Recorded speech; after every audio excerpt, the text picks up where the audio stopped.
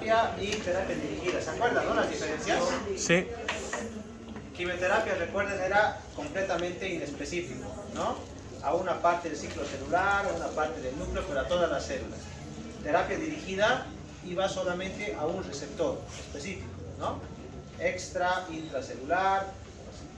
Ahora vamos a ver otro tipo de tratamiento que es la endocrinoterapia, ¿okay? Otros le llaman hormonoterapia. En realidad lo de hormonoterapia no está muy claro si es un buen término. ¿Por qué? ¿Por qué creen? A algunos no les gusta la palabra hormonoterapia. Generalmente lo confunden mucho, sobre todo en Estados Unidos, con otro tipo de terapias que se llaman terapia de reemplazo hormonal. En pacientes, en pacientes de menopausia, ¿qué les falta? ¿Qué hormona? Pero pues hay tantas hormonas que le faltan. ¿Qué hormona le falta en la menopausia? Estrógenos. Estrógenos, ¿ok? Sobre todo el estradiol. Entonces la terapia de sustitución hormonal lo que hace es dar estradiol a las pacientes, ¿ok? Entonces, por eso no les gusta utilizar mucho la palabra endocrinoterapia, pero hormonoterapia. La mayoría prefiere utilizar endocrinoterapia, ¿ok? Y vamos a ver por qué.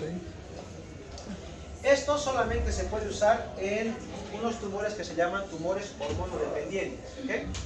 Los ejemplos clásicos son mama, próstata y endometrio. ¿Okay?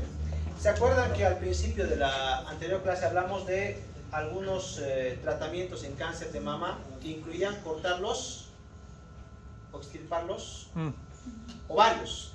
¿Lo ven? ¿O se han olvidado? Sí, ¿verdad? Y vamos a verlo de la siguiente manera. O mejor con el cáncer de próstata, que es más fácil.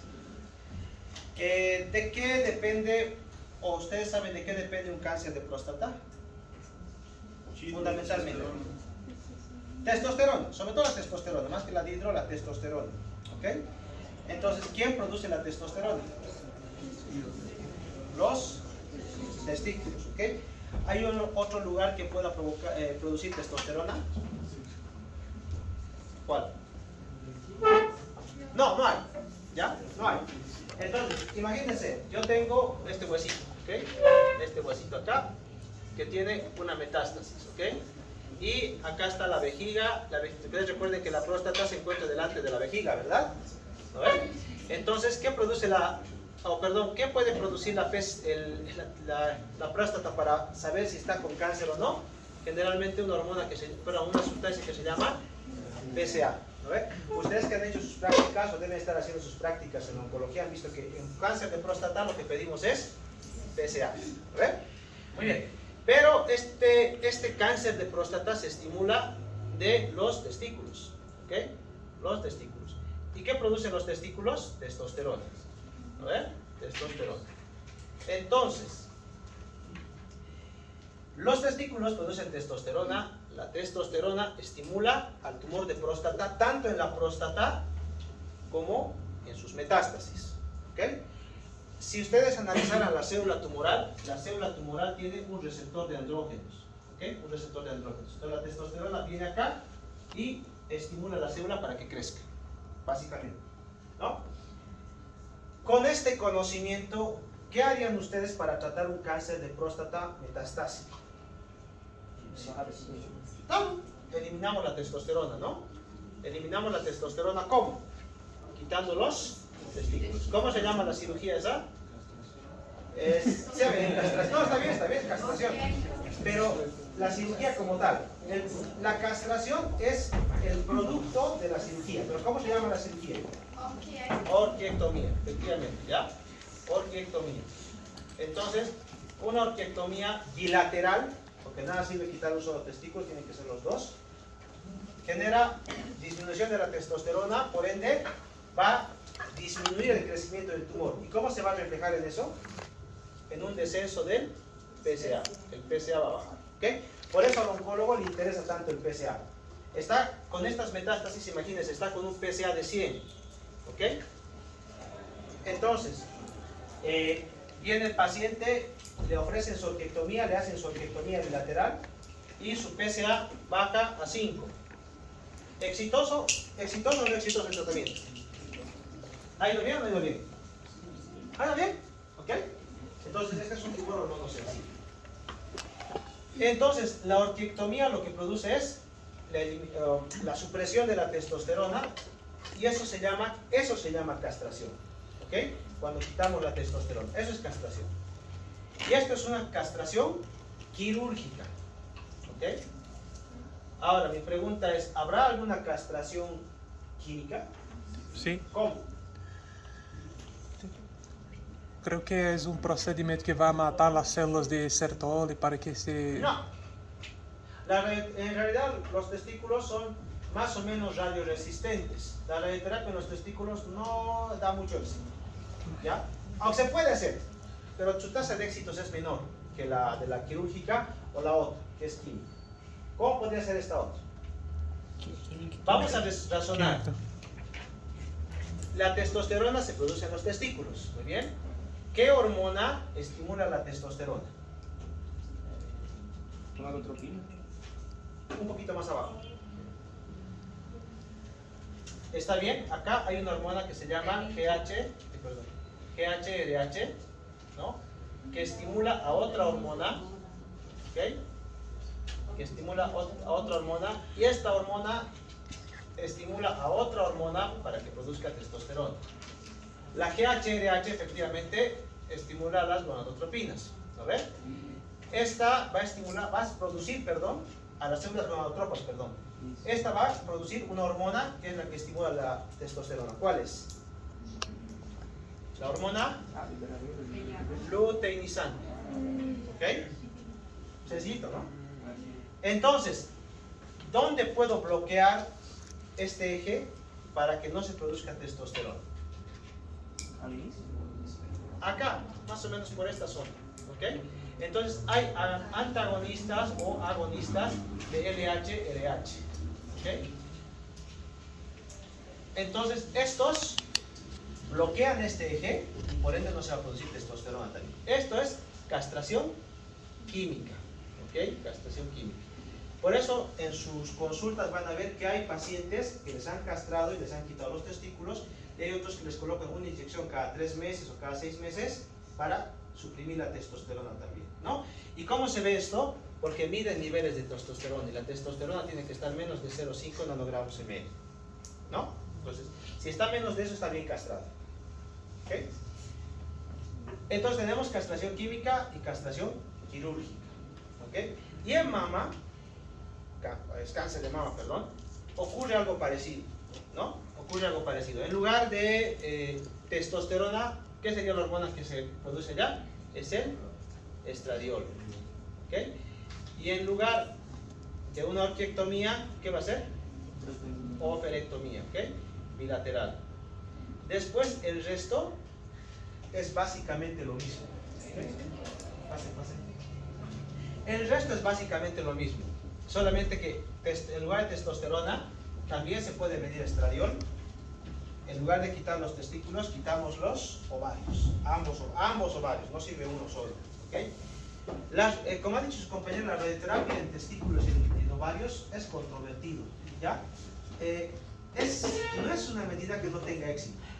Puede ser, pero la tasa de éxitos es inferior a la quirúrgica o a la química. Entonces, en general se prefiere estas dos alternativas, tanto la quirúrgica como la química, que más que la radioterapia, ¿no? ¿Qué más? A diferencia en mama o en endometrio, que es otro ejemplo, no tenemos marcador tumoral tan específico como el PSA. ¿Saben cuál es el marcador tumoral de mama, no?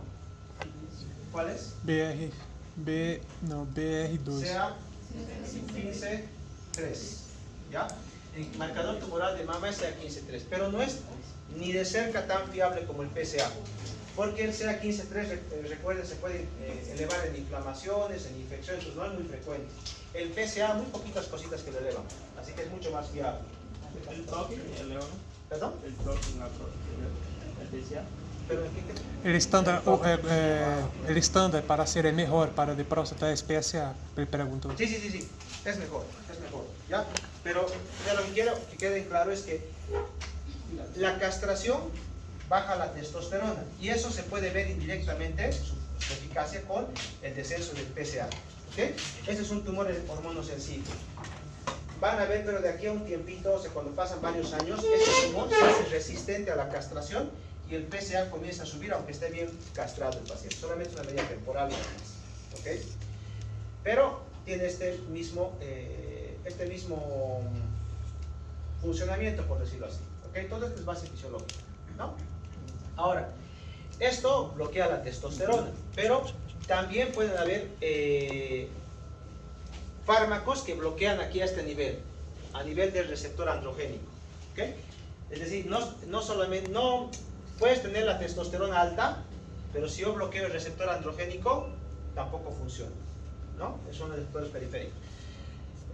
Pero en general en próstata, sobre todo en próstata, prefieren el bloqueo a nivel de testosterona, es decir, bloquear a nivel central o quirúrgicamente que el receptor periférico. No es muy fiable utilizarlo solo.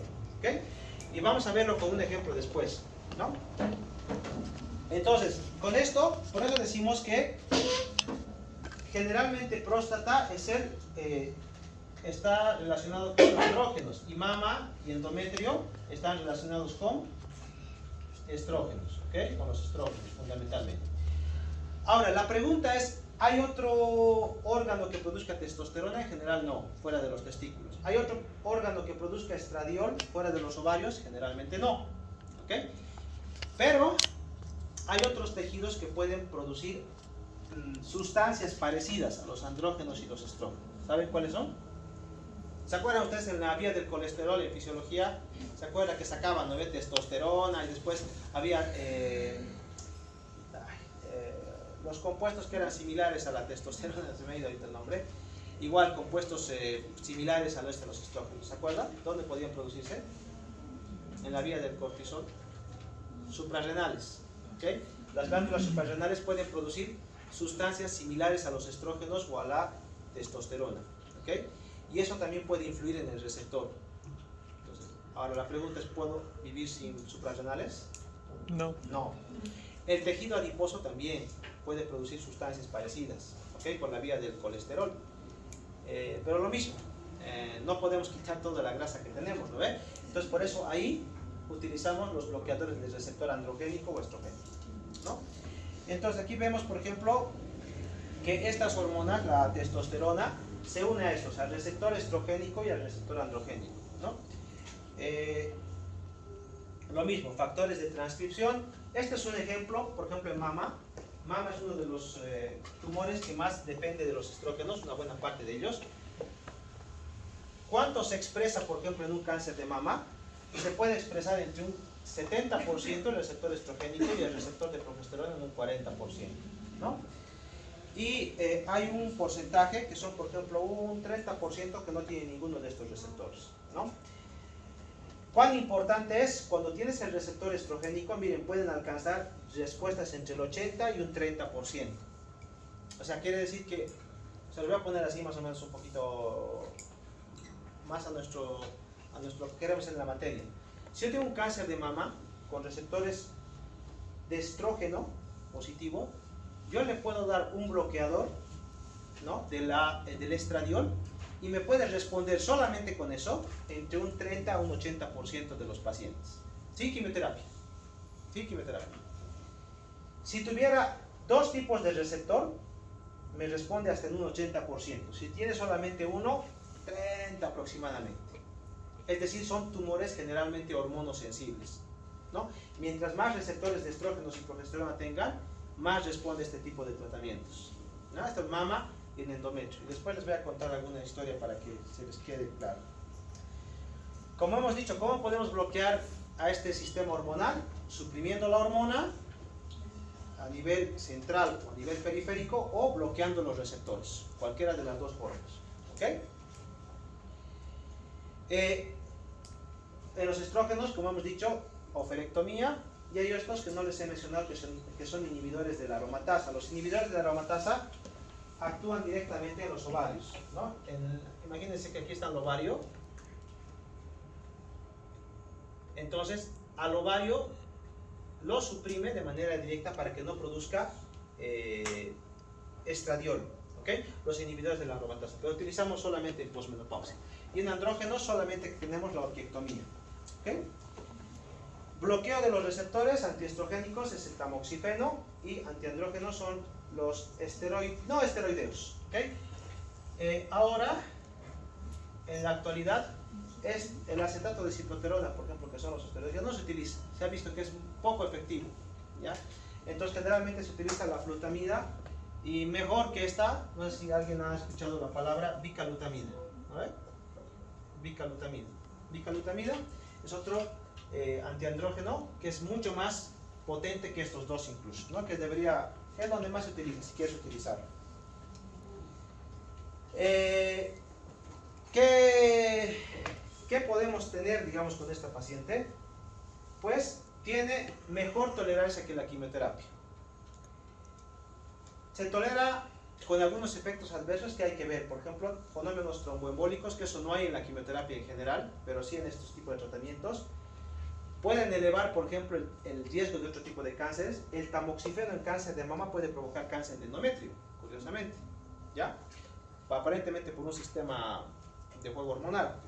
Pero es tan baja la frecuencia de estos cánceres de endometrio que generalmente se le advierte a la paciente solamente. Tiene metrorragia normal, pues hay que ir con el ginecólogo, pero el beneficio en mama es mucho mayor que su riesgo, ¿no? Y en algunas, por ejemplo, en varones, obviamente si se le va la testosterona, pues puede haber impotencia, ¿no? Problemas de índole sexual. Entonces, son efectos adversos que son diferentes a la quimioterapia. ¿Okay? Tumor primario, extensión lesional, ¿qué características podemos basarnos en esto? Y potenciales efectos adversos. Bueno, antes de proseguir, ahora sí les voy a contar el ejemplo real de una paciente que tengo y que pues, les va a servir para que ustedes puedan entender esto. ¿Qué tumores son hormonosensibles, dijimos? Próstata y mama, ¿no ve? Y endometrio, exactamente. Entonces, hay tumores del endometrio que también son hormonosensibles. Entonces, les voy a comentar el caso de una pacientita, obviamente no voy a mencionar su nombre, que vino a la ginecología por un tumor de endometrio, ¿ya? Inicialmente pensaron que era un mioma. Entonces, obviamente mioma es una cirugía de urgencia o no. Si no está sangrando, generalmente no. ¿Ok? Generalmente no. Entonces, pues vieron en la ecografía transvaginal, aquí estaba su útero, aquí estaban sus ovarios, y aquí encontraban la lesión, ¿no? Que aparentemente por eco transvaginal era un mioma. Entonces le dijeron, pues hay que hacer una histerectomía simple, ¿ok? Y vamos a ver qué nos resulta. Pues lamentablemente, época de la pandemia, ustedes saben qué ha pasado, ¿no? Consultas suspendidas, retrasadas, todo lo demás. Y además, entre la pandemia, pues la señora consideró que no era importante ir a recoger su patología, ¿ya? Y 8 meses después de su cirugía, la señora va a la consulta de ginecología. Obviamente le dice, pues, doctor, me han operado hace 8 meses y por favor quisiera saber el resultado de patología. ¿Ya creen que salió? Leomiosarcoma, ¿ok? Era un tumor de las fibras musculares del endometrio, pero del útero, ¿ya? Un leomiosarcoma. Ese mismo momento el ginecólogo nos envió valoración, ese mismo día la he visto, y obviamente la señora no tenía tomografías, laboratorios, nada. Entonces le digo, señor, hay que reestadificar todo. Le pedí tomografías, le pedí laboratorios, y según tomografía no había nada. Y según laboratorios tampoco había nada. Han pasado 8 meses de su cirugía, está fuera de indicación de quimioterapia. Esto solamente requiere seguimiento. Porque sabes que hagas lo que hagas, el riesgo de recaída es alto. ¿Okay? 3 meses después, con una nueva tomografía, conglomerado ganglionar retroperitoneal, es decir, ya no estaba solamente, esto ya estaba operado, ¿no? Solamente tenía sus ovarios. Ustedes conocen dónde es el retroperitoneo, ¿no ven? Parte posterior de la pelvis, un conglomerado retroperitoneal, otro más lado derecho, implantes locos regionales alrededor de la zona postquirúrgica, una recaída, ¿okay? Fuera del alcance quirúrgico. Entonces ya estábamos hablando de una paciente con estadio clínico 4, ¿no? ¿Qué significa eso? ¿Cuál es el objetivo? paliativo, ¿no? Paliativo. La quimioterapia, todo el tratamiento que hagamos es para controlar la enfermedad. Bueno, leomiosarcoma, primera línea, doxorubicina y fosfamida como primera línea, 6 ciclos. La señora dice clínicamente estoy muy bien, ya no me, porque antes tenía metrorragia, no sangra, perfecto, ¿no? Marcador tumoral también, que no es muy fiable el leomiosarcoma, pero bueno, negativo. Y le hacemos una tomografía de estadificación después de 6 ciclos. ¿Qué creen que nos hemos encontrado en la tomografía? Pues estos disminuyeron un poquito de tamaño, pero apareció con metástasis pulmonares. Se llama respuesta paradójica, ¿no? Responde uno y te progresa al otro lado. Puede pasar. Raro, pero puede pasar. ¿Qué significa eso? Que este esquema no sirve. No tenía utilidad. ¿Por qué 6 ciclos? Me dirán, pues, sobre todo por la tomografía, ¿no? Entonces cambiamos por otro esquema. Entonces esta es la primera línea, hacemos una segunda línea, 12 taxel, gemcitabina, unos 6 ciclos igual, y le hacemos tomografía. ¿Qué creen? Los que han visto a mi paciente, respuesta completa. Chao pulmonares, chao retropolitanos. No había nada en la tomografía. Súper, ¿no? 3 ciclos más, nueva tomografía y persiste respuesta completa. No había datos de enfermedad. ¿Puedo decir que esta paciente está curada? No, no está curada, ¿no? Sabemos que tarde o temprano su enfermedad va a regresar. Es un estadio clínico 4. Entonces, ¿le puedo dejar todo el tiempo con quimioterapia? Pues en la mayor parte de los pacientes, lamentablemente, sí. Sí, pero si yo le quito la quimioterapia, la mayor parte de los tumores regresan. Con la quimioterapia prolongas el tiempo en el que el tumor regresa. Se llama supervivencia libre de progresión. ¿Okay? Pero, nosotros, cuando ya estaba en su 6º ciclo, le hicimos una inmunistoquímica. ¿Okay? Una inmunistoquímica de su lesión. Porque ese es un estudio que no lo cubre la caja, la paciente tiene que pagar, lamentablemente, por eso lo pagó. Y cuando llegaron los resultados nos dijo, el tumor tiene receptores de estrógeno positivo. ¿Qué les parece? Y fuertemente positivos. Entonces, ¿qué significa esto? Que el tumor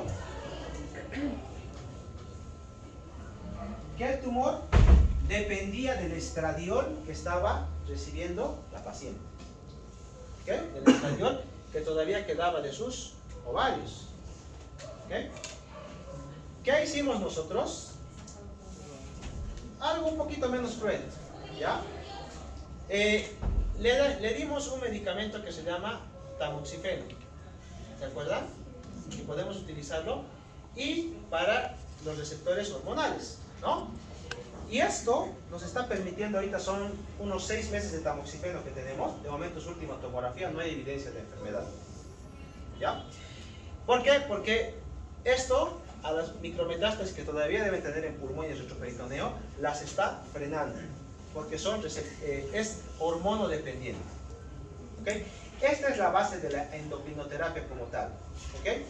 Hay tumores que dependen de las hormonas que nosotros naturalmente producimos, ¿no? En el varón es la testosterona, mujeres el estradiol. Y podemos bloquearlo a nivel central o a nivel periférico para obtener respuesta tumoral. ¿Okay? ¿Este tipo de abordaje se puede hacer en todos los tumores? No. Solamente en tumores hormonosensibles. A saber, próstata, mama, ¿okay? Y endometrio, tumores del endometrio. Alguno, muy raro, te puede salir hormonosensible. Puedes intentar, pero la mayor parte fuera de estos 3 no siempre suele responder muy bien. ¿Ok?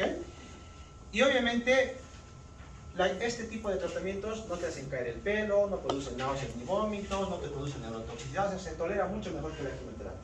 Pero tienen otros efectos adversos diferentes. Por ejemplo, el tamoxifeno se ha visto que puede provocar formación de coágulos en el sistema venoso profundo, una TBP, un TEP, rara vez una cardiopatía isquémica, pero puede producir. Pero es tan bajito el número de pacientes que la inmensa mayoría no le pasa nada, ¿no? Si quieres utilizar otro inhibidor, por ejemplo, que son los inhibidores de aromatasa, tienen osteoporosis, hiperlipemia, tienen sofocos, en fin, otro tipo de dolores articulares, otro tipo de síntomas, diferentes a los de quimioterapia. ¿Cómo escojo mi paciente? Yo les decía, por todo esto. Si yo tuviera una enfermedad extensa, generalmente no utilizo hormonoterapia o la endocrinoterapia. ¿Por qué? La endocrinoterapia tiene un efecto lento, ¿no? Tarda tiempo en hacer efecto. Entonces, si la señora se está ahogando con sus metástasis pulmonares, ¿qué voy a preferir? Quimioterapia, que es más rápido. Ya, pero su respuesta es más rápida. Ahora, por ejemplo, si mi paciente tiene 80 años con un cáncer de mama metastásico, la señora no se mueve, está en silla de ruedas, tiene metástasis óseas, ¿le daré quimioterapia? No, generalmente le voy a dar endocrinoterapia si su tumor es hormonosensible, ¿no? Características del paciente lo mismo y riesgo-beneficio. Si por ejemplo tengo una paciente con cáncer, imagínense un cáncer de endometrio con metástasis óseas, lo mismo, 90 y pico años, es hormonosensible, ¿cuál es el objetivo? ¿Curativo o paliativo? Paliativo. Paliativo. Entonces, ¿para qué le voy a dar quimioterapia a una paciente con esas características? Le puedo dar quimioterapia para que se mantenga durante un tiempo. ¿Ok? Entonces, por eso, todo esto nos sirve a nosotros para decidir entre quimioterapia y hormonoterapia, ¿no? Y esto no está en sus textos, pero ahora hay otro abordaje, por ejemplo, que es combinar endocrinoterapia con terapia dirigida, ¿no? En mama, por ejemplo, combinan lo que es la endocrinoterapia más unos fármacos que se llaman inhibidores de ciclinas, ¿ok? Entonces, con estos fármacos, en cáncer de mama metastásico, hablando con metástasis, la supervivencia global ya supera los 5 años. O sea, quiere decir que más de la mitad de los pacientes viven más de 5 años con metástasis en cáncer de mama, cuando son receptores hormonales positivos, ¿no? Entonces, antes se utilizaba solitas, ahora se los puede utilizar con terapia dirigida también. Preferimos no utilizarlos junto con quimioterapia porque es más tóxico y se ha visto que a largo plazo las respuestas son prácticamente las mismas, ¿okay? O la supervivencia misma, ¿no? Y bueno, es otra alternativa más que tenemos, ¿no? Recuerden, próstata, endometrio, mama, ¿okay? Bueno, vamos a ver algunas de los métodos que utilizamos para hacer todo esto, ¿no? ¿Cómo por ejemplo pude ver de esta paciente su respuesta? A través de un estudio de imagen, una tomografía. En la tomografía hay una lesión, 3 meses después esa lesión ha disminuido de tamaño, ha aumentado, eso es reevaluación por imágenes, ¿ok? Entonces vamos a ver qué imágenes, por ejemplo, pero qué estudios de imagen son los que más utilizamos en oncología, ¿ok? El que más utilizan, digamos, ustedes o deben estar más familiarizados, son con las radiografías. Radiografías generalmente es lo que más se utiliza, pero en oncología no nos sirve de mucho. ¿Por qué? Entonces estas son las imágenes, las modalidades de imagen que generalmente utilizamos en oncología: la eco, la tomografía, la resonancia, la gamografía, el PET. Hay más, pero estos son los que más vamos a utilizar en nuestro medio. ¿Por qué no pongo, por ejemplo, las radiografías como método de diagnóstico, estadificación o control? No sirve para partes blandas. No, también te puede servir para hacer partes blandas, pero es muy limitado, ¿no? Hay alguna cosa mejor. ¿Ustedes han podido ver un nódulo pulmonar con claridad en una radiografía de tórax? No, difícil, ¿no? Entonces las radiografías, por ejemplo, a mí no me sirven para poder comparar una imagen con otra. Tendría que tener un gran volumen para poder medirla y realmente tener un gran cambio para saber si ha disminuido, si ha quedado estable o no. Por eso generalmente utilizamos la tomografía para poder comparar las imágenes, ¿no? Pero la ecografía también es un método que nosotros utilizamos para algunas lesiones, ¿no? Ya ustedes saben qué es una ecografía: son ondas sonoras, atraviesan una estructura, cero radiación, ¿ok? Entonces, ¿estos cómo se llaman? ¿Se acuerdan? Transductores, ¿ok? Hay todo tipo de transductores para cavidades, piel, en fin, ¿no? Y casi todos son ventajas: bajo costo, tiempo real, puedes utilizar Doppler, y única desventaja es operador dependiente, ¿ok? Si yo tengo experiencia, yo puedo agarrar un nódulo en la mama, medirlo y digo, este es un BIRATS 2, control en un año, ¿no? Si yo no tengo experiencia, puedo decir, caramba, Pirates 3, no sé, no me cae muy bien. Pirates 3, por si acaso, control en 6 meses para que le hagan una biopsia, ¿sí? Pero para que le hagan un control. Entonces, la ecografía es operador dependiente, o sea, depende de la experiencia que tú tengas, de la curva de aprendizaje, ¿no? Y además, ustedes habrán visto en sus prácticas, para un ecografista una lesión puede ser un absceso, para otro puede ser un tumor, para otro puede medir 6 centímetros, para otro 5, entonces es muy operador dependiente. Entonces, es un método que nos sirve sobre todo para las emergencias. Tú ves un abdomen distendido, tú crees que es líquido, ¿qué le vas a pedir? Una ecografía. ¿No? La ecografía te va a decir si es líquido o no. Tienes una lesión que palpas, pues le vas a pedir una ecografía en el hipocondrio, perdón, para que te descarte una metástasis. Te dice que es una metástasis, generalmente la vas a medir con una tomografía. ¿Okay? La ecografía te va a servir para eso, para algo de urgencia en general, ¿no? Tiene su utilidad, pero generalmente no nos sirve mucho para estadificación. El que más utilizamos en oncología, por mucho, efectivamente, es la tomografía. ¿Okay? Y generalmente no es una tomografía simple, es una tomografía contrastada. ¿Por qué? La tomografía simple nos muestra un panorama de las estructuras, pero las estructuras no se distinguen muy bien unas de otras. Imagine que es como una radiografía, muy bien definida. No puedo distinguir qué es vascular, qué es masa, nada. Entonces el contraste me ayuda a eso, a definir las lesiones para saber qué tamaño tiene y todo lo demás. Tiene una característica que yo les digo siempre a mis estudiantes, que es la reconstrucción. ¿Han visto cómo se reconstruye en tomografía una imagen? Puedes sustraer, por ejemplo, toda la parte ósea y dejar solamente lo vascular. Puedes sustraer toda la parte blanda y dejar solamente hueso. O sea, es una maravilla con los equipos actuales. Puede ser una gran reconstrucción, ¿no? Y la mayor parte requiere un contraste que es el contraste iodado. ¿Cuál es el problema del contraste iodado? Que es nefrotóxico. Por eso ustedes cuando ven las tomografías siempre les piden, ¿no? Tomografía de tórax con contraste y abajo ¿qué ponen? Creatinina, ¿no? 1, 1, 2, 1, 1, en fin. ¿Por qué? Porque el contraste iodado de por sí es nefrotóxico. Entonces a un paciente con insuficiencia renal, pues empeora su función renal. ¿Ok? Doctor, ¿y un paciente con insuficiencia renal, cuál pediría?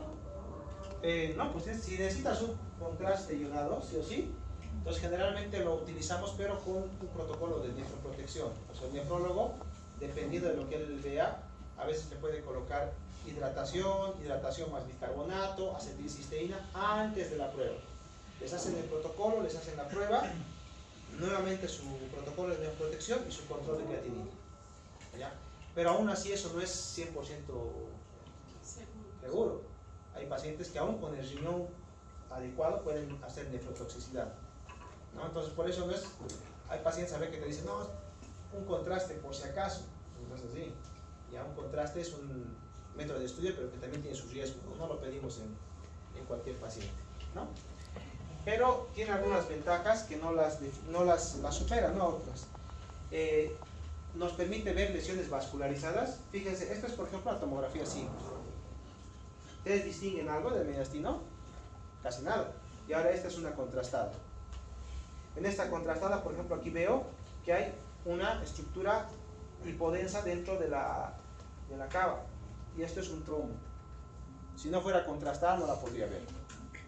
¿Ok? Entonces para eso me sirve la contrastada, para definir, por ejemplo, lesiones, estructuras vasculares. Aquí, por ejemplo, miren qué lindo se ve la porta y todo este sistema portal, ¿no? Con un sistema contrastado. Siempre les pongo esta pregunta de una u otra manera en el examen. Para que sepan cuánta radiación recibimos, una tomografía de tórax equivale a 70 radiografías de tórax. Una tomografía de tórax. No es cuestión de pedir tomografía. Y ahora, esto es tórax. Por eso que tienen abdomen y pelvis también. Y algunos cráneo y cuello también. Miren cuánta radiación reciben. Hay veces que no te queda otra. Un linfoma, por ejemplo, que tiene cadenas cervicales, por ejemplo, mediastinales, retroperitoneales, se va a ganar todo, ¿no? Cráneo, cuello, tórax, abdomen y pelvis. ¿No queda otro? Pero obviamente solamente si está indicado, ¿no? Otro tipo de estudio es la resonancia. ¿no?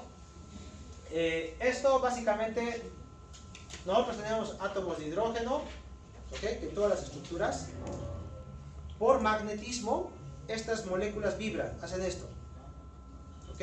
Vibran. Y eso se puede determinar en un resonador, ¿no? Y si tú le pones un contraste, diferencias lo mismo, la resonancia de diferentes estructuras. Básicamente, así a grandes rasgos, es lo que hace la resonancia, ¿ok? Lo mismo que la tomografía, múltiples secuencias, múltiples ejes, y el contraste que utilizan allá es el gadolinio, ¿ok? Gadolinio, ¿ok? Por ejemplo, esta es una resonancia en cráneo, ¿no? Aquí está viendo una metástasis cerebral que se ve perfectamente en sus diferentes fases, ¿no? En algunas estructuras la resonancia es mucho más precisa que una tomografía. Yo tengo un paciente con metástasis cerebrales. Yo le hago una tomografía y puede encontrar 2. Le hago una resonancia y puede encontrar 5. ¿Okay? Por ejemplo, en cráneo es mucho más sensible la resonancia para metástasis cerebrales que una tomografía normal, digamos, la resonancia. Tórax no aporta mucho. Abdomen en algunas cosas sí, en otras no. Y la pregunta es, entonces, si la resonancia en general es cuando menos igual y quizás superior, ¿por qué no utilizamos una resonancia, por ejemplo, para medir y estadificar todo? Carísimo, ¿no? Carísimo. Y otra, no hay muchos equipos de resonancia, también es cierto. Otra, Operador dependiente también. no, como son imágenes radiológicas, generalmente no depende del operador, ¿ok? No produce radiación, se puede utilizar, por ejemplo, en pacientes embarazadas. Hemos tenido algún paciente con embarazo, con cáncer de mama, y lo hemos estadificado con resonancia, ¿no? Vale, te sirve eso. Como han dicho ustedes, alto costo y sobre todo tiempo, 30 minutos por región. Entonces, cráneo 30, cuello 30, tórax 30, abdomen 30, pelvis 30. ¿Cuánto tiempo estaría el pobre paciente ahí en la máquina? Y además recuerden que la resonancia tiene que estar inmóvil. Si ustedes han ido alguna vez a una resonancia, no respire, les dice. No respire. Muévase lo menos posible. 30 minutos. ¿Qué les parece? Pues no, pues 30. Además, es claustrofóbico. Si se han dado cuenta, en la tomografía es la rosquita esta, entras y sales. La resonancia no tienes que estar ahí encerrado, buen tiempo, es complicado, ¿no?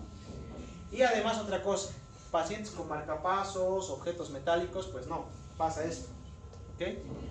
Arruinan el equipo y al paciente le pueden provocar daño, ¿no? Porque se mueve su prótesis, su estructura metálica, ¿no? Entonces no conviene hacerlo. Hay patologías que sí o sí las requieren, ¿no? Una compresión medular, por ejemplo, vamos a verlo después, la resonancia es el mejor método, pero pues a veces no se puede hacer, ¿no? De hecho, hay, por ejemplo, marcapasos que ahora vienen, de hace poco tiempo, que te dicen compatible con resonancia, ¿no? Precisamente por eso.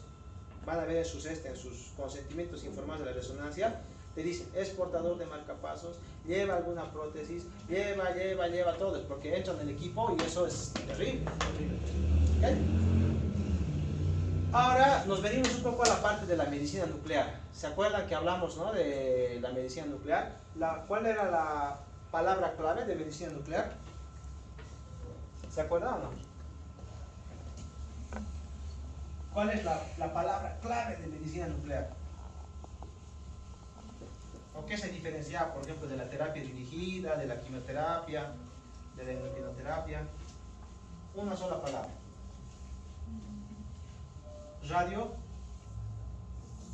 Radioisótopo, ¿ok? El radioisótopo. Entonces, ¿qué es lo que pasa? Esta es una gammagrafía ósea, por ejemplo, ¿ya? Vamos a apuntar un poquito lo que hemos visto. Entonces, tenemos a nuestro paciente de próstata, ¿no? De ese ratito. Aquí imagínense que es su hueso, aquí tiene la lesión, ¿ok? Sabemos que es un CA de próstata, ¿ok? Sabemos que es un CA de próstata. Entonces, ¿qué es? Con esto, ustedes le han hecho una placa porque le duele el fémur, ¿ok? Y en la placa describen una lesión osteolítica en tercio medio del fémur, compatible con metástasis, por radiografía, ¿ya? Entonces ya saben ustedes que es un estadio clínico 4, porque tiene metástasis. Tiene un PSA de 250, digamos. virgen de tratamiento. ¿Qué le harían ustedes? Virgen de tratamiento, no ha recibido nada. Él ha venido a la consulta por dolor y doctor me han hecho este PSA de 250. Y además usted le ha hecho una placa porque le dolía el fémur y tiene una lesión lítica acá. ¿Qué le harían para tratar a su cáncer de próstata? Endocrinoterapia, ¿no? Entonces, le pueden ofrecer orquiectomía, bloqueo central, en fin, y más o menos su inhibidor periférico, ¿no? Inhibidor androgénico periférico, ¿no? De receptores androgénicos. Bueno, y van controlando su PSA, pero le duele esta lesión. Y si tiene una, puede tener más metástasis óseas, más pequeñas. ¿Cómo puedo descubrir estas metástasis óseas? Porque la tomografía no es un buen método para determinar metástasis óseas. Se le puede pasar. Entonces, ¿qué es lo que pasa? La gammagrafía ósea utiliza este radiofármaco, que es el tecnesio 99. ¿Okay? Entonces, ¿qué es el tecnesio 99? El tecnesio 99 es un radioisótopo. Como un buen radioisótopo, emite radiación. ¿Ok? Emite radiación. Si quieren ustedes, perdón el término, brilla. ¿Ya? Entonces al paciente le canalizan la vena, le colocan tecnesio 99 y esperan un ratito. Y luego le pasan a una gamma cámara. Y la gamma cámara da estas imágenes. Adelante, atrás. Y todas estas zonas que ustedes ven, entre comillas, brillar, ¿no? Son metástasis. ¿Okay? Es decir, este radioisótopo se posa, se fija sobre las lesiones que son metastásicas. ¿Okay? Entonces con esta gammagrafía puedo saber dónde tiene metástasis el señor fuera de su fémur. ¿Okay? Entonces voy a decir si tiene pues más metástasis, ¿no? O solamente esa, que es raro. Entonces la gammagrafía me sirve para eso, ¿no? En general, para determinar metástasis óseas. Una gammagrafía ósea. ¿Okay? Hay otro tipo de gammagrafías que se utilizan para ver otro tipo de tumores, próstata, neuroendocrinos, pero el más conocido en nuestro medio es este, gammagrafía ósea. Gammagrafía ósea utiliza entonces el tecnesio 99. ¿Ok? Radioisótopo, recuerden. ¿Ok? Pero la gammagrafía no es el único método de medicina nuclear que podemos tener. Otro método es la tomografía por emisión de positrones. Que esto se basa en la siguiente. ¿Cómo creen que es el metabolismo de una célula neoplástica, un cáncer? ¿Elevado o bajo? Elevado. Elevado, ¿no? Para multiplicarse rápido tiene que consumir bastante energía. Entonces, esto se lo digo. El principal sustrato de una célula cancerígena es el azúcar, la glucosa. ¿Okay?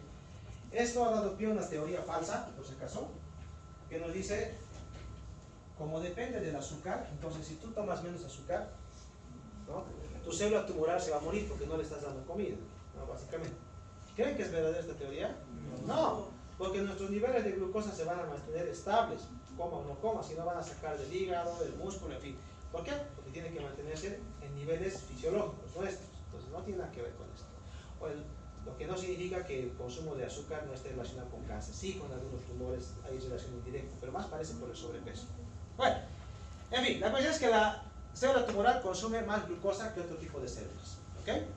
Entonces, en el PET han utilizado un radioisótopo que se llama 18-fluorodesoxiglucosa, que es el 18-FDG, que hace exactamente lo mismo que en la gammagrafía. Te inyectan el radioisótopo, pero esta vez se va a posar, se va a fijar en cualquier lesión, célula que tenga un alto consumo de glucosa. Y las que más consumo de glucosa tienen son las células neoplásicas, ¿no? Entonces, por ejemplo, y eso les decía, aquí se ve que hay una lesión metastásica. No parece, pero en la gammagrafía capta. Por eso les decía que la tomografía no es un buen método para determinar metástasis ósea. Aquí no parece, aquí parece una zona de esclerosis, dudosa, así, pero miren, aquí capta. ¿Ok? Capta aquí. Problema del PET, obviamente hay células que consumen mucha glucosa. Ejemplo, Riñón. riñones, por ejemplo, sí, miren cómo se ve. ¿Ok? Eso se sustrae, ¿no? Y otro órgano que consume alta glucosa, Cerebro. cerebro. Entonces, por eso hay técnicas para hacer PET del cerebro, pero que no las vamos a ver ahora, pero básicamente vean que el cerebro es un poquito complicado. Aquí, por ejemplo, esto debe ser de un melanoma. Imagínense, todos estos puntitos negritos que ven son metástasis viscerales, ¿no? Y cuando ustedes los reconstruyen, se puede ver así, ¿no? Como zonas hipermetabólicas. Por eso ustedes van a ver, si ustedes ven un informe de PET, dice, se ven zonas hipermetabólicas en hígado con un sub de 13, 14, digamos, que se ve esto, ¿ok? Pueden ver esto acá, ¿no? Aquí, por ejemplo, vemos zonas hipermetabólicas en hueso, pues que probablemente también sean metástasis. Entonces el PET nos sirve para eso, para determinar metástasis a través de este radioisótopo, ¿ok? Esto más facilito, ¿esto qué es? Mamografía, ¿no? Mamografía, que hay una zona con microcalcificación, otra proyección diferente. Es un estudio de rayos X sobre la mama, ¿no? En diferentes proyecciones. Esto lo hemos visto. ¿Para qué nos sirve? Por ejemplo, todo esto nos puede dar diagnóstico, ¿no? Aquí, por ejemplo, ven una tomografía simple. Miren cómo se ve, pues un poco regular. Una contrastada, aquí se ve claramente una lesión en el riñón, ¿no? Entonces a ti, por ejemplo, te puede servir esto, paciente con hematuria, le haces una tomografía contrastada y ves una lesión en el riñón. ¿Qué la vas a hacer? Pues la vas a operar, si es sospechosa, ¿no? Al urologo le sirve para eso. Te sirve para evaluar respuesta. Este no es paciente mío, por si acaso, pero te sirve para ver respuesta. Aquí, por ejemplo, este es un cáncer de mama triple negativo, que aquí le han hecho un tratamiento con un esquema de quimioterapia que se llama carboplatina Abraxane. La lesión en marzo del 2019 tenía esta dimensión, así, ¿no? Y en julio del 19 apenas se nota. ¿Respuesta o no respuesta? Respuesta. Por tomografía, entonces la tomografía me sirve para poder medir la respuesta de un tratamiento, ¿ok? Para eso me sirve. Medía antes 5, ahora mide 1 o no se ve, que es una respuesta, ¿ok? Es decir, mi tratamiento está yendo bien. ¿Para qué otra cosa me sirven todos estos estudios? Paciente con nódulo pulmonar, acá, ¿no? Le haces la tomografía, pues, qué sé yo, imagínense que está con COVID y le han hecho una tomografía simple y ven esta imagen, nódulo, un hallazgo incidental. Le haces la broncoscopia, no lo puedes ubicar a esta lesión, le haces lavado bronquial, no hay nada. ¿Qué te queda por hacer? Biopsiar a través de la pared. Entonces, ¿cómo le vas a hacer esto? Con una biopsia guiada por tomografía. Entonces la aguja va entrando mientras vas haciendo cortes tomográficos hasta que encuentre el nódulo y le puedes sacar una biopsia, una muestra, ¿ok? Entonces nos sirve la tomografía para hacer intervencionismo, ¿no? Y otras cosas más. Se puede hacer incluso en otros lugares biopsias por resonancia, se puede hacer colocación de catéteres, en fin, se puede hacer bastantes cosas, o incluso combinar ecografías con tomografías para drenar abscesos, para biopsias, en fin, ¿no? Y van a ver que en oncología hay bastante intervencionismo, se dan cuenta, colocación de catéteres, biopsias, en fin. Y ya casi prácticamente para terminar vamos a ir a patología quirúrgica oncológica, que es básicamente qué nos dice el patólogo de un reporte histopatológico, ¿okay? En oncología nosotros dependemos mucho del patólogo, ¿okay? Porque el patólogo me va a decir si es cáncer o no. Ustedes han visto Dr. House, ¿no? La mayoría debido ver, ¿no? ¿Qué es lo que hace el oncólogo, el Dr. Wilson?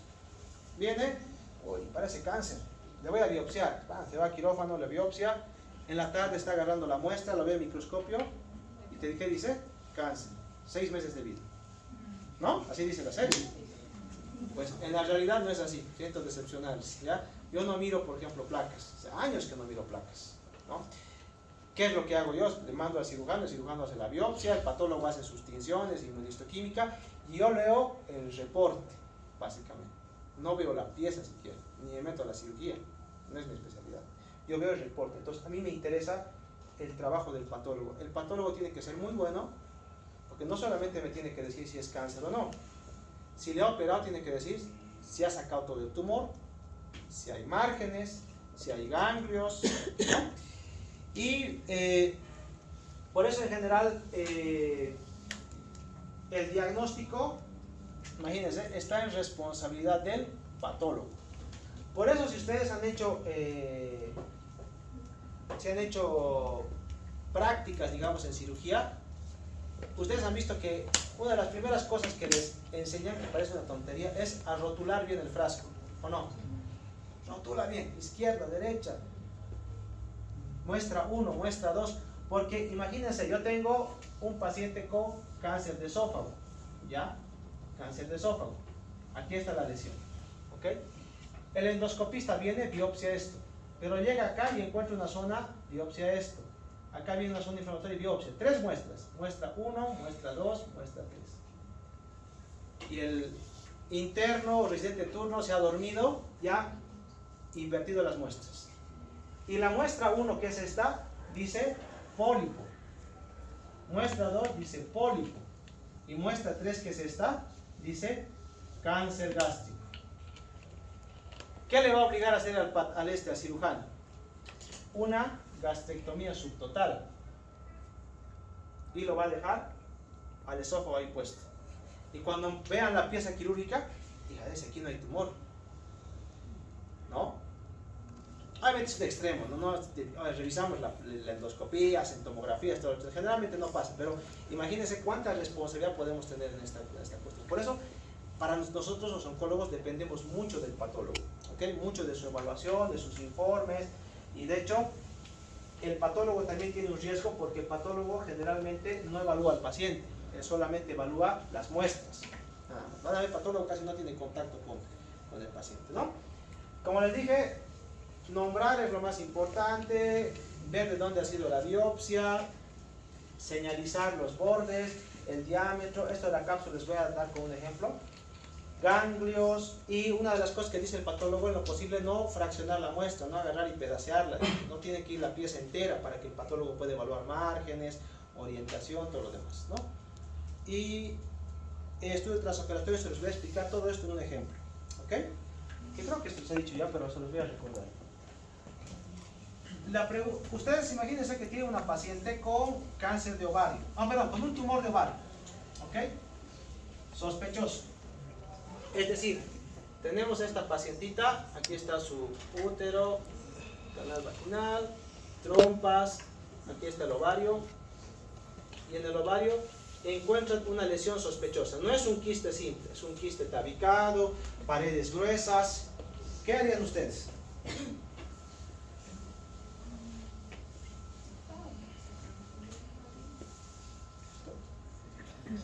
¿Qué harían ustedes? Esto vamos a resumirlo acá. Le doy quimioterapia. ¿Qué harían? Esto vamos a quitar. Vamos a explicar el resto.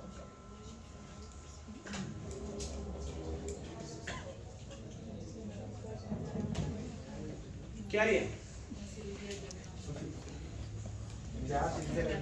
¿Quiénes biopsiarían esta lesión? Porque no sé qué es. Una ecografía transvaginal, no sé qué es. Yo biopsiaría. Ya, muy bien. Ahora, en tumores que dependen del ovario, en lo posible se intenta no biopsiar. ¿Por qué? Exactamente. Tú no sabes, no tienes la seguridad de que esto sea completamente un tumor sólido. Puede tener contenido líquido. Si yo biopsio esto, ¿qué es lo que estoy haciendo? Estoy liberando células al peritoneo, a la cavidad peritoneal. Y ese es un factor de mal pronóstico. Entonces, en este tipo de tumores, no opera. Por eso el ecografista te dice, paredes delgadas, contenido heterogéneo, parece un quiste simple. Lo dejo. Pero el ecografista te dice, no, son paredes gruesas, contenido heterogéneo, está tabicado, está diciendo feo, el quiste está feo. Sugiere una tomografía, le hace una tomografía y dice, lesión masa quística sospechosa. Pues, ¿qué hace el cirujano? Pues, la va a operar. ¿Okay? ¿Se acuerda que hablamos en cirugía que hay un tipo de cirugía que se llama cirugía diagnóstica? Pues es eso. Entonces, ¿qué hace el cirujano? El cirujano lo que hace es, entra por la laparoscopía o por la laparotomía y hace esto. Quita el ovario, así enterito en bloque, y lo lleva al patólogo. ¿Ok? Al patólogo. ¿Ok? Y el cirujano está así. Efectivamente. Se cruza sus bracitos, comienza a hablar de su familia, qué van a hacer el fin de semana. Va pasando el tiempo, ¿no? Con la paciente ahí, mientras el patólogo está trabajando con la muestra. ¿Ok? El patólogo hace sus cortes, sus muestras, sus visiones y le llama por teléfono al cirujano y le dice: cistoadenoma. Ah, ya, listo, cierra y vámonos. Le llama y le dice: carcinoma seroso de ovario. Hígado, es un cáncer. Entonces, el cirujano, ¿qué hace? Pues cirugía de estadificación, ¿no? Quita todo esto, ¿no? Las dos trompas, el ovario, útero, epiplon, en fin, linfadenectomía, todo lo que es la cirugía de estadificación de ovario. Eso se llama estudio transoperatorio. Es decir, durante la cirugía has enviado la muestra al patólogo y el patólogo te ha dado un diagnóstico. ¿Ok? Y de acuerdo a eso, el cirujano toma una conducta. En mama pasa lo mismo. En mama, por ejemplo, tú tienes, este es el tumor de mama y tú le vas a hacer una cirugía conservadora. Quitas esto, porque ustedes no crean que en cirugía pues todo es bien bonito, el tumor está pintado. No, ustedes entran y es rojo, sangre, amarillo. Entonces el cirujano quita lo que él cree que es el tumor y lo envía al patólogo y espera también en mama. Y el patólogo le dice márgenes libres, por lo menos macroscópicamente, libres. Ah, entonces cierra y ya está, ¿no? O a veces lo que hace el cirujano es dejar un marcador aquí en el nodulito, y cuando le hacen una radiografía de la pieza, el marcador tiene que estar en el centro, ¿no? Para que sepan que ha sacado todo el tumor, ¿no? Y aún así a veces el margen está afectado y tienen que volver a reoperar, ¿no? Pero bueno, el más clarito es lo que les he contado del ovario. ¿Okay? Es el estudio transoperatorio. Durante la cirugía el patólogo ve la muestra, ¿okay? Y hace todo lo demás. ¿Pasa en ovario, mama? No, en ovario, por ejemplo, es lo más frecuente, que es lo que más se conoce. En algunos tumores retroperitoneales también, mama, algunas veces también se hace transoperatorio. ¿Ya? Ahora, imagínense que ahora, pero imagínense que en este mismo paciente le dijera, bueno, tumor fuso celular poco diferenciado, neoplasia, perdón, neoplasia fusocelular poco diferenciada, ¿no? Neoplasia fusocelular poco diferenciada. Eso en términos oncológicos quiere decir, no sé qué es, pero es un cáncer. ¿Ya? No sé de dónde viene, no sé si viene de ovario, de músculo, es un linfoma, no sé qué es, pero es un cáncer. Entonces el médico le hace una cirugía arreglada de ovario, todo lo que tú quieras, y se queda con esto, porque la patología básica utiliza dos tinciones que se llaman hematoxilina, eosina. Es lo básico que hay en todo, para diferenciar básicamente qué es tumor de no. Pero hay otro estudio que se llama, ustedes han debido escuchar, la inmunistoquímica. La inmunistoquímica me permite determinar más tinciones y ver la estirpe. Por ejemplo, si yo tengo un tumor de mama, ¿ok?, que tiene receptores de estrógeno positivo, receptores de progesterona positivo, sé que es un tumor de mama seguro. Si tengo además una lesión en el hueso y le hago la biopsia y tiene receptores de estrógeno positivo, digo, este tiene origen de mama, sí o sí. Para eso me sirve la inmunistoquímica. Si por ejemplo tengo una lesión en el hueso, ¿ok?, y tiene receptores de estrógeno negativo, ¿no?, pero tiene otro que se llama TTF1 positivo y además un nódulo en el pulmón, digo, este tiene origen probablemente pulmonar. Entonces la inmunistoquímica utiliza más tinciones para determinar su origen. Pero hay algunos tumores que ni aún haciendo la inmunistoquímica determinamos su origen. Entonces, para estos utilizamos perfiles genómicos, es decir, ya nos vamos al nivel genético para determinar qué tipo de tumor puede ser, ¿no? Ya buscan alteraciones y mutaciones en los genes, ya no en los receptores como la inmunistoquímica, ¿no? Y eso a veces es un poco más caro. A veces me sirve esto incluso no solamente para diagnosticar el tumor, sino para ver qué tratamiento le puedo dar. Hay uno de estos perfiles genómicos, por ejemplo, que utilizan para determinar el origen del tumor y para ver qué tratamiento se puede hacer. se llama Foundation One, ¿no? Uno, por ejemplo, de este. ¿Y saben cuánto cuesta? ¿Cuánto creen? $3,000 aproximadamente. ¿Ya? Esto te sirve no solamente para terminar la estirpe tumoral, sino para ver qué dianas, qué tratamientos le podrías dar a ese tumor. Como si fuera un antibiograma, pues para el tumor. Algo ¿Se parecido. puede para el diagnóstico de pacientes que tienen predisposición? No, generalmente se utiliza para tumores ya establecidos, ya diagnosticados, porque este se enfoca al tratamiento. Ya más enfocado. Sí hay perfiles genómicos para ver alteraciones mutacionales, pero es otro tipo de perfil genómico. Fuera de esto también se puede hacer PCR, ¿ok? Para determinar alguna mutación que tú quieres ver. Yo, por ejemplo, tengo una mutación, o quiero buscar una mutación específica, qué sé yo, EGFR, por ejemplo, puedo hacer PCR buscando solamente esa mutación. O sea, básicamente lo que les quiero decir es que sobre la muestra se pueden hacer un montón de estudios, ¿no? Y a veces nos sorprende con lo siguiente. Yo tenía una paciente que tenía un cáncer de pulmón, ¿ok? Un cáncer de pulmón metastásico ya, lamentablemente, pero que tenía una mutación que se llama EGFR, ¿ok? Una mutación del EGFR. Esta es muy sensible a un fármaco que se llama erlotinib. Ahora hay otro fármaco mejor que este, pero bueno, en ese entonces solamente había ese. Le hicieron su tratamiento con este fármaco unos 7 8 meses más, no recuerdo. Y al principio muy buena respuesta, excelente respuesta. Disminuyeron las lesiones, la señora se sintió mejor. Pero al cabo de un tiempo el tumor comenzó a crecer nuevamente. Lo que se hace en nuestro país es cambiar de tratamiento. Pero como la señora tenía acceso a alguna, digamos, a una visión diferente, por decirlo así, y lo que se hace en primer mundo es rebiopsiar la lesión.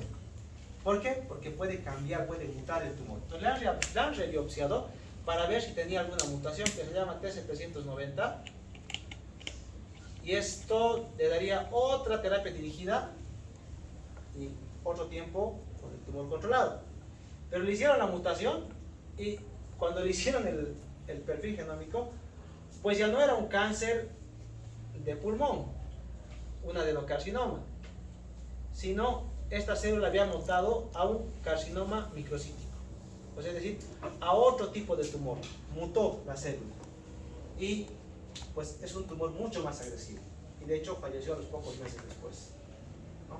Entonces a nosotros los perfiles genómicos, la inmunohistoquímica nos sirve de mucho para cambiar tratamientos, para ver la evolución, porque ustedes tienen la idea a veces de que el cáncer se mantiene igual que al principio, ¿no? Pero si ustedes vieran el perfil genómico del tumor, cambia de manera impresionante. Y es más, dentro del mismo tumor pueden coexistir diferentes mutaciones, diferentes clonas celulares. Es terrible, terrible, terrible. Y para eso nos sirven todos los estudios genómicos. ¿Ok?